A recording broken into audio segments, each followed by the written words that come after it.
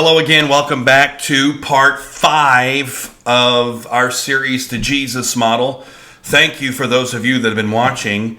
And I'm praying that not just watching, but you're starting to see this picture unfold. And again, just to remind you and to keep reminding you, this is not just simply trying to just go through some semantics or just use this as a Bible study. We are building towards some direct application to you, especially for those of you that are members of Antioch West. So I want you to continue to keep that in mind as we continue to sort of build on this foundation, that we're not just going through a series to pass along information, but the idea is we're moving towards some application, some direct application. But I felt it was imperative, and I really felt like the Lord put this into my heart, that we need to make sure that as we move forward, we understand the why behind what we're doing. And I've said this before, and I'll continue to say it. If all we do is change our method without changing our reason and our understanding behind what we do, and we just simply think there's going to be a method out there that's going to work, then ultimately we're going to find ourselves repeating the same things. So sometimes I think we get focused on what we do more than why we do it. And if we can find out why we're doing something, then that often leads us to the right application. And I know that's a very broad stroke, and some of you probably don't agree with that statement, and I understand there's some nuances within that. But my point I'm trying to make is that as we're continuing to go through this, and here we are on part 5, to a degree I didn't imagine we would be on part 5, and there's some more things I feel led of the Lord to cover before we actually get into some more in-depth about the direct application. But the reason for this in-depth foundation is so that when you embrace the application, you come from the right place and the right mindset. So moving into part 5, if you've been on this journey, just a recap of kind of what we've been through, what we've seen so far. We talked about in part 1 the challenge that lays ahead of us, the desire, the need, the command to make disciples. And first we must be a disciple. Then we kind of got into some of the things that Jesus used, the tools that he used, this invitation and challenge back and forth that he used. And we talked about that. And then the last 2 parts, we kind of broke it down, part A and part B. And that was, we kind of discussed 3 aspects of learning. That is the passing on of information, the apprenticeship type learning set, and then immersion, which we're fully embraced into a culture, a way of life, or an idea. And we looked at that, and we kind of got into a little bit last week on how Jesus used that to train these disciples. And so I want to stop today, and actually this may end up being a little shorter than last couple of times. I don't promise that. I'm still recording, so we're already 3 minutes into it. But the point I want to make today is I want to focus actually what Jesus didn't do. And I know that's kind of funny, but sometimes, we have focus, and we'll continue to focus in the next couple of videos, especially on what Jesus did. But I want to pause here, kind of the cream in the middle of the Oreo cookie, and just take a moment and let's talk about what he didn't do. Because I think sometimes if this is not spoken, or we don't articulate this, we kind of assume, because of our culture and our way of thinking that we've adapted, that this is the way it happened. And when you talk about some things, you realize he didn't do it this way, it kind of jars your thinking a little bit and go, oh, he didn't do it that way.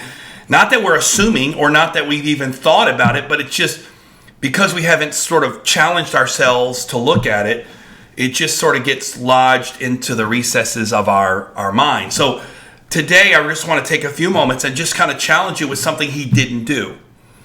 And looking at the fact that we kind of started with this premise in the very beginning in part 1, the fact that here's Jesus Christ, came to this earth, spent 30 years in relative ambiguity, right?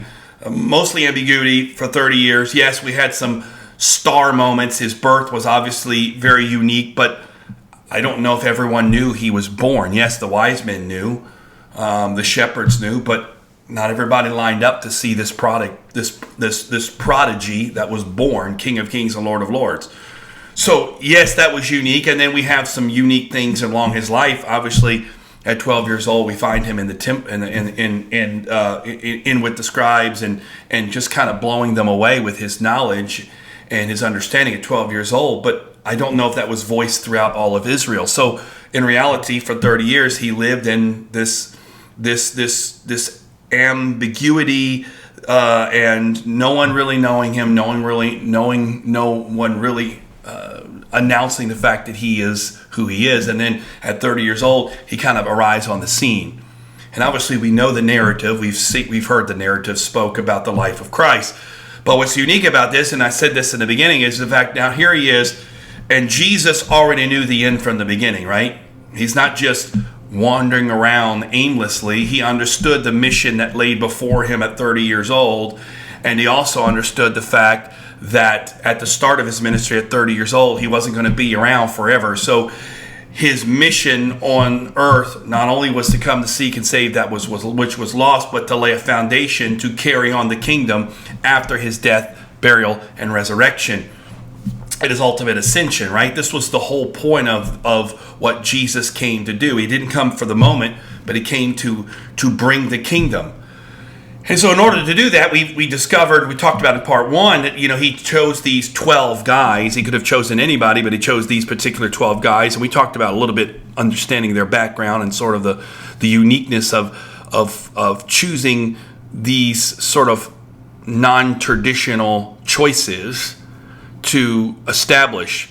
And then for 3+ years, he spends teaching and training them to carry on the mission after his ascension. And this is unique because, again, there's a period of time here, and yes, in some ways, 3.5 years. In reality, given the magnitude of the mission, 3.5 years probably doesn't really seem that long. I mean, you're thinking about the fact that Jesus has come to establish his kingdom that will live forever.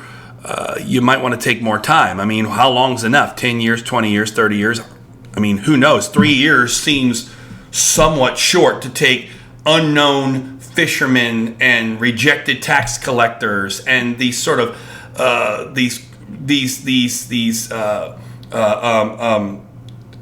edge of society dwellers, if you want to use. We're not mainstream guys, to take them and transform them into this world-changing juggernaut. Seems 3 years may not be enough. Now I know, some of you served in the military, and in 6 weeks, 8 weeks, 9 weeks, whatever it is. I think 6 weeks is a little short. I think that's an abbreviated, but I forgot how long boot camp is. Some of you know, some of you've experienced it. You know every day, every minute of how long it was. Off the top of my head right now, I can't remember, but it's several months. Boot camp to take a civilian, turn him into a soldier. You can go to college, and in 4 years you can learn enough. So we understand that there is parts of this, but that's secular. This is spiritual. I mean, to the degree that Jesus did this. So in some ways, I find that quite fascinating. But in reality, here's what Jesus didn't do. Jesus did not select these guys, line them up, lay hands on them, and impart to them all the things they needed.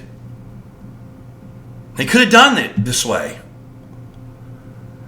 He was God. He wasn't just man, but he was God robed in flesh. He had all power, all authority. He could have put his hands on them and imparted all that was needed unto them. But yet he chose to take time.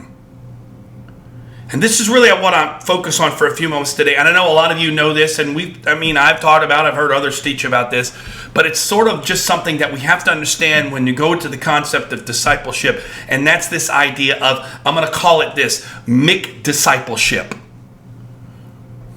And that's a play on words, that's not a misspoke, a play on words of McDonald's, we'll just call it McDiscipleship. Mickey D's disciple, right?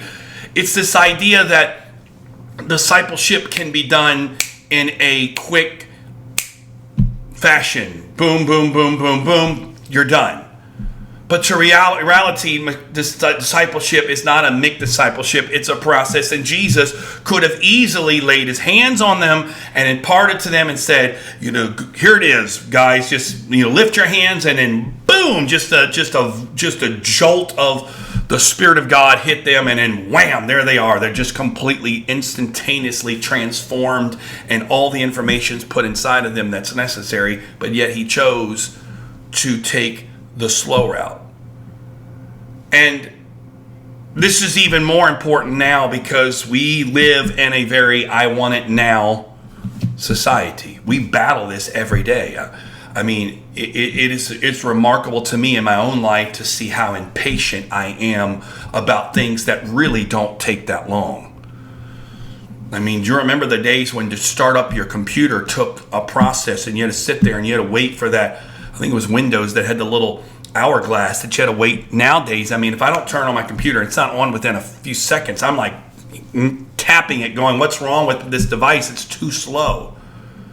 It's amazing how impatient we have gotten, and we live in this society that's the case. It's a remarkable how we're fed this instantaneous feeling, because most of you probably have experienced it.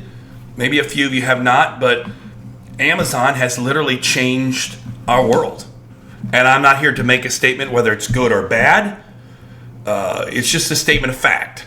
I am a Amazon Prime member, and if I can get it on Amazon, I'm going to get it on Amazon. I'm not going to the store. That's the way I live. I don't know if that's a bad thing. It's convenient as can be, because if I can find it on Amazon, even if it's not exactly the same price, and I can live without getting it at this moment, I'm going to do Amazon. But what's amazing is, years ago when Amazon moved to 2-day shipping, that was revolutionary, right? Because you didn't have to wait a week to get it, 2 days. And now, as we've gotten increasingly more, and in COVID and all that, I mean, it's amazing when you select a product, and if you've ever gone on Amazon, you select a product, and it gives you that option to receive it same day. Sometimes within a few hours. I'm like, who would ever want to ever go to a store again? And I believe it was several years ago, and I don't know if this is still something they're trying to do, but maybe this was a brainstorming session, but they kind of put it out there. Amazon imagined a day when you order something and a drone literally comes and drops it off at your house. I don't know if that's still something they're shooting for. It seems to me one day that may be a viable way of delivery, because let's be frank, even 2 days now seems too long. This 1 day or same day delivery on most products is getting to the point where if you can't get it within the same day or a couple days, or now Walmart delivers, Target delivers, or you don't even have to go to the store. You can order and just pull up and they'll have it ready for you. This is the society in which you live. We've lived in. And we've already been exposed for years to drive-thrus where you can get a meal within just a minute, or a frozen dinner. We just pop it in the microwave, and just a few moments you have a dinner. You haven't had to prepare and put all the stuff together. It's automatically there. And nowadays, I mean, personally, for me, I don't know how you operate your world, but in my world, I don't remember the last time I went to a bank to do any transactions. All my transactions are done through my phone. I pay my mortgage through my phone. I deposit my checks through my phone. Pay bills through phone. It's all done instantaneously. However, I have to tell you this. Side note, little venting for a moment. I know this is the Jesus model, but I got to get it off this chest. Why is it if you buy something from the store and you use a credit card or a debit card, it's taken out immediately? But if you return that item, they tell you it's going to take 5 to 7 days for that to get back onto your card, if not longer. I find it hilarious that somehow their computers seem to work magically to take your money, but computers are slow to give it back. Side note, we got to fix that, because it's ridiculous. If I return an item, I'd like to see that quicker than 5 to 7 business days for it to process. That's baloney. Anyways, back to the point. So we're fed this all the time. That if you really now want to, and part of this, obviously COVID has sped this up, but I mean, we can literally exist without ever leaving our house. You can order a candy bar from a 7-Eleven and have it delivered to your house. A Slurpee. You don't even have to get out of your house to go get a candy bar anymore. Anything and everything can, and I think it's now Uber Eats now delivers. I saw a commercial the other day. They're delivering everything, right? And then now let's just take that's how we live our life, but then how we consume our entertainment.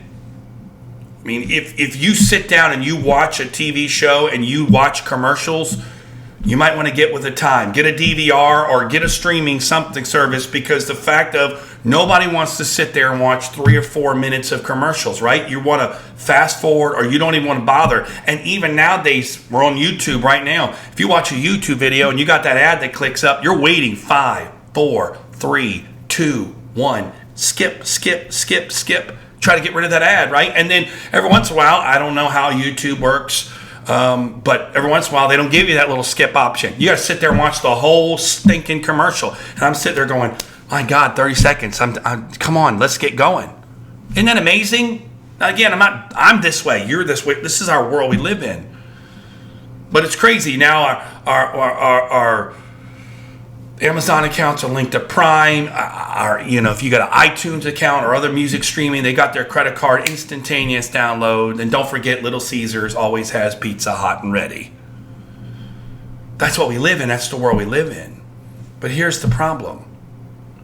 We live in a world that we're always in a hurry, but we're heading nowhere fast. It's amazing to me. You talk to people, everybody's so busy, but if we really pull back the layer, are we really that busy? I know we're busy, we feel busy, but are we busy? And so we're in a hurry, but we're in a hurry usually to go nowhere fast. We're in a hurry to get somewhere to sit down. We're in a hurry to get home, to get to the couch. We're in a hurry, but we're in a hurry to go. Now, all this is not to vent or to beat you up. I'm the same way. The problem I'm trying to get at too is you cannot take the same mentality and bring it into a mindset where God is developing you, which is what discipleship is about, right? Discipleship is about development, becoming Christ-like. That doesn't happen overnight. There is no such thing as McDiscipleship. It's a process. And you got to ask yourself, why are we in such a hurry? But we're the product of our cultural values. And you can either make a conscious effort to go against the grain, or you'll be swept away with the tide. Now, I'm not suggesting you get back to the point where you say, you know what, I'm giving up all this stuff. I want snail mail. That's not the point I'm making. The point I'm making is you can allow that to creep into your spiritual development. And if God doesn't do it immediately, if it's not happening immediately, and I don't know if I've ever talked to a person that feels like they're where they should be in God. Everybody feels like they're always underdeveloped, underachieved, behind the 8 ball. But if you're really submitted to Jesus and you're walking with him and you are where he has you, he's the controller of the timeline of your development. But see, that's the problem we live in. We don't, years ago when it was, most people were agricultural to society, that food on that table did not come instantaneously. You had to go out, you had to plow the ground, you had to sow the seed, you had to wait for that seed to come up. Then you had to harvest that seed, you had to process whatever crop that was. Then whoever took that processed crop, they had to go in and they had to prepare it, and it took time. By the time that food got to your table, the process by which it got there took time. You did not go out and sow seed one day and eat it that evening. They had an advantage on development that we have lost, because there's some of you, I know we have some farmers and some gardeners that are amongst us that are starting to grow your own stuff at home, and that's awesome. Some of you even shared it with my wife and I, and that's great. But you should understand this better than most of us, because this have it now mentality doesn't work. And that's why it was amazing how much did Jesus use agriculture and seed sowing as a metaphor in his parables. Now, I know you're saying, well, that's because that's the language they understood. Correct, but still not by accident. Because a seed does not germinate overnight. A seed does not sprout overnight. And if you have something that sprouts overnight, it's probably something you shouldn't be eating. Weeds you can go out right now on my flowers beds out front.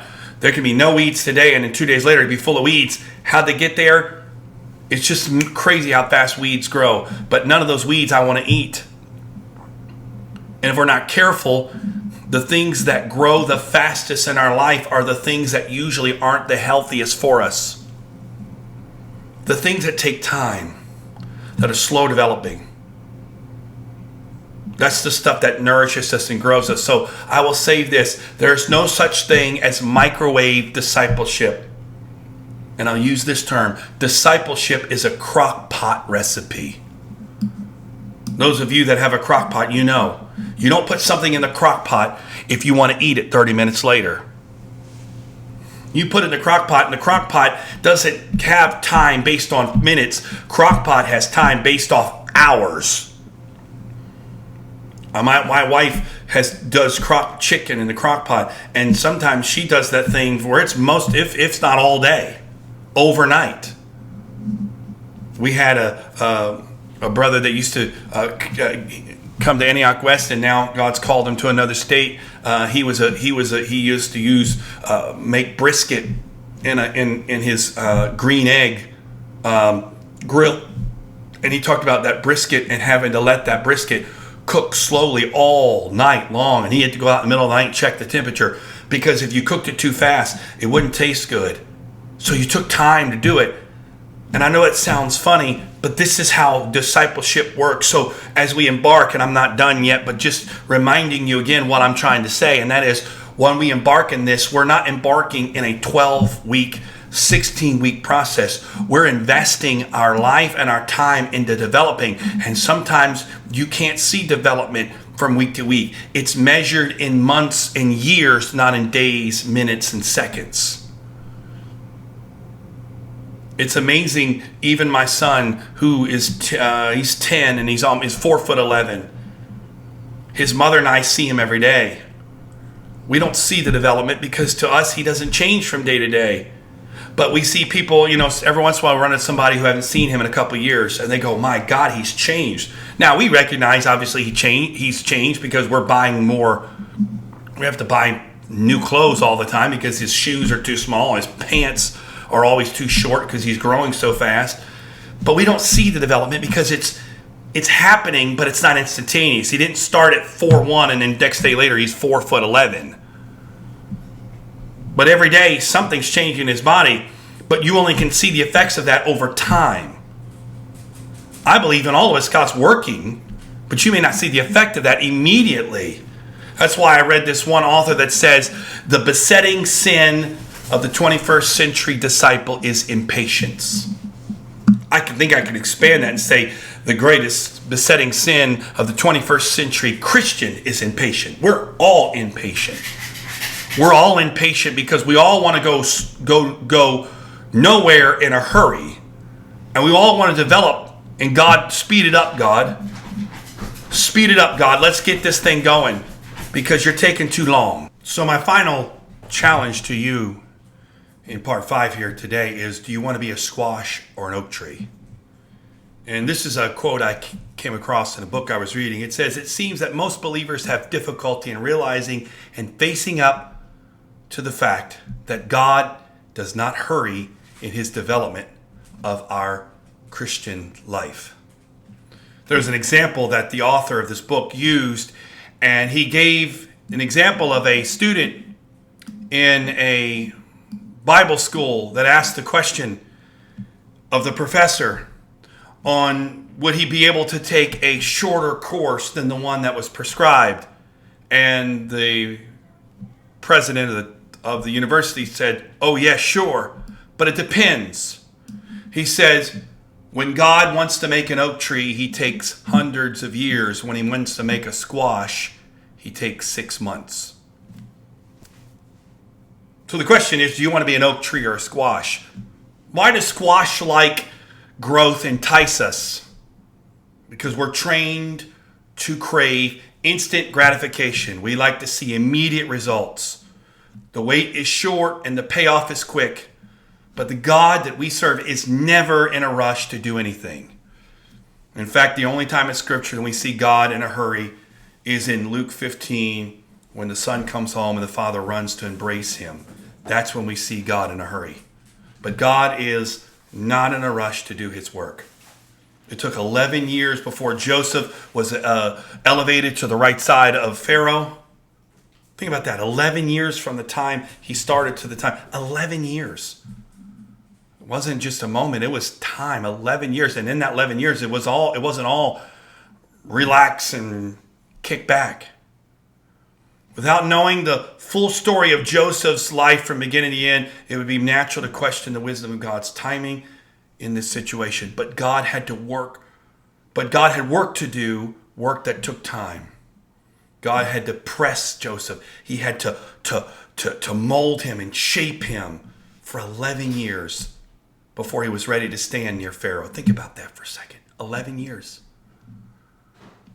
God's timing is sovereign. God's timing is the best. My timing is terrible. I'm terrible at timing. God's timing is best.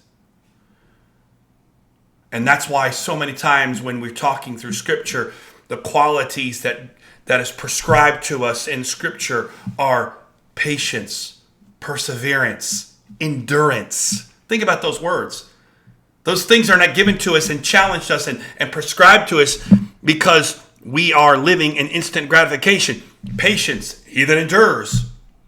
Perseverance. These are all qualities that are needed not just to, and we think about it, these are qualities that are needed to withstand the terribleness of this world. No, these are also qualities that are needed to stay in the process of God's development because it takes time. Time. Now, I'm not giving this as an excuse to you to say, well, you know what, God's working on me, so don't, no. We're engaged. You're asking God every day. You're seeking Him every day. But the payoff, the metamorphosis is a time. It's time, patience, endurance, perseverance. There are some things that can only be formed by waiting on the Lord. Several months ago, my wife ministered on a Sunday morning about waiting on the Lord. If you haven't watched that, you need to go right. It's on the channel here. You go back and watch it several months ago about this because there's some things that cannot be developed without waiting on the Lord. And again, she goes into it, and I don't have time to go into today, but what that means to wait. Wait was not passive, like you're sitting in the waiting room at the doctor's office waiting for the doctor, or you're just sitting there reading a magazine or playing on your phone. That's not what waiting means. God is working and developing us in what we would consider the waiting time. Think about it. Life is often like a puzzle. We have a handful of pieces, but someone has the picture that we're trying to create. We see some pieces, but we're often left wondering how all these pieces fit together.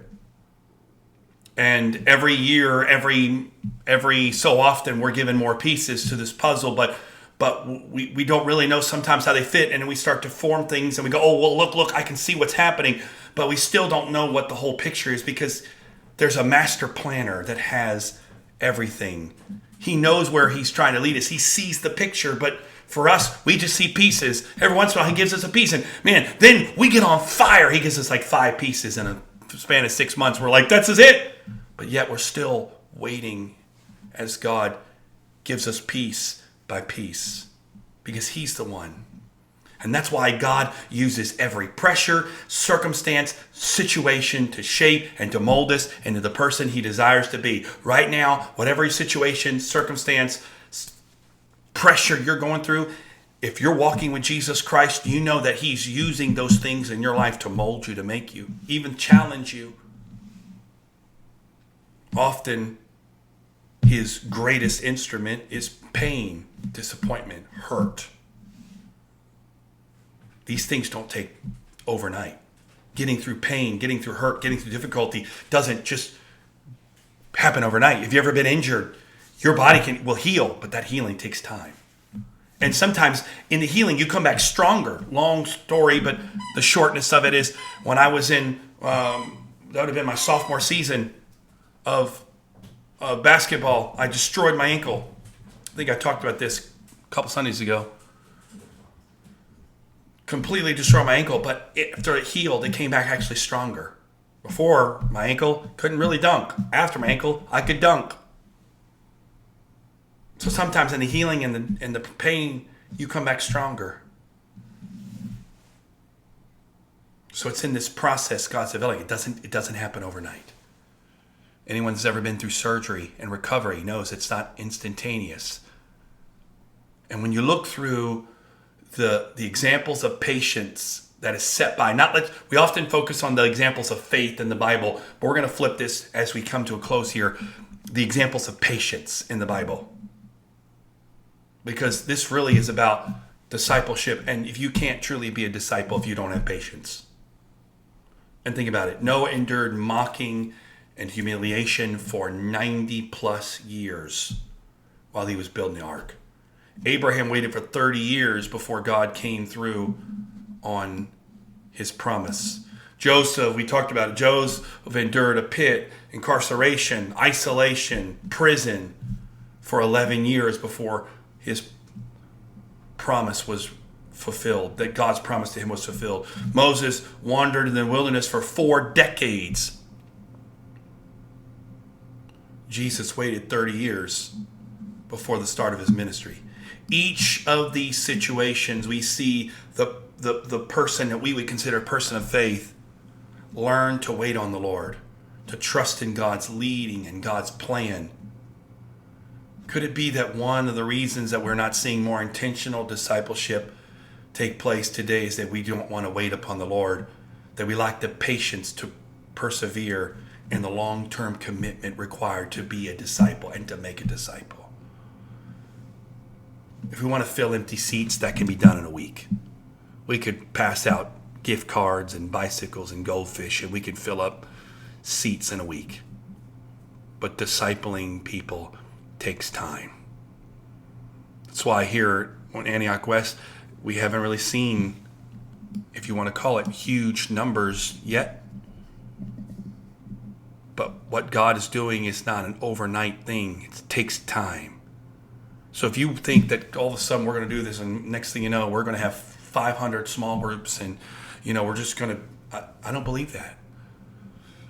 Do I believe we can get there? 1,000%. I know we can get there. But we're not going to get there overnight. It's going to take time. It's going to take you and I waiting on the Lord for ourselves, and then you and I being willing to take others on this journey, but also know it takes time to develop. It's slow, but not slow, unnecessarily slow. It's slow because God is working and he doesn't rush anything. The things that are most expensive in our world today are the things that take time to build.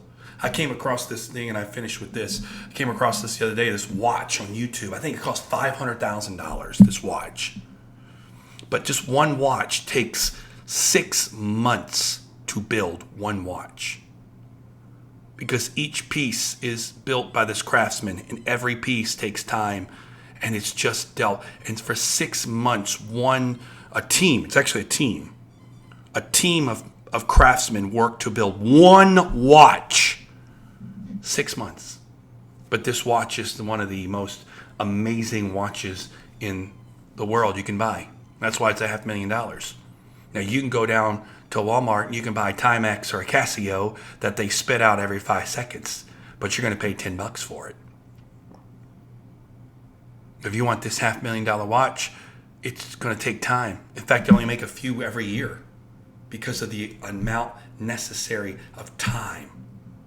That's God. He's not a Casio Timex type discipleship.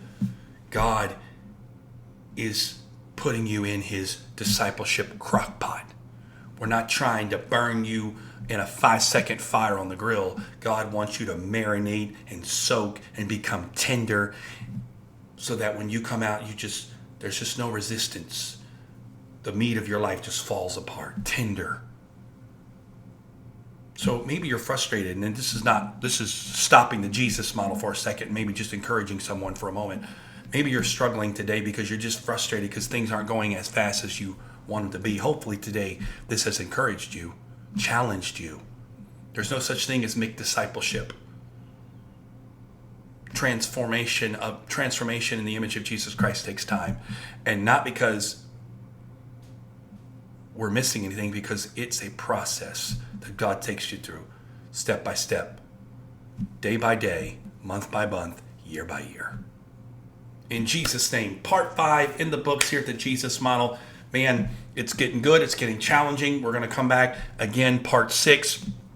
And I want to talk about the advantages of growing and discipling in groups. We're going to talk about that. We're going to use, again, some Jesus references, how he did it, and how he balanced one-on-one, and how he balanced groups, and sort of the dynamics that he used. And then I believe part 7, we're going to actually be able to get into some application of our apps and actually start to break that down, exactly what that is. So I know it's summer, a lot of stuff going on, but I'm praying that you're engaging in this. You're being fed not only by what you're seeing for future application, but you're also being challenged for immediate change. So maybe some of you today, when you get done this, you can say, Lord, I receive your patience, that I can persevere and endure, because I'm ready to see it happen now, but I know, God, that you're at work.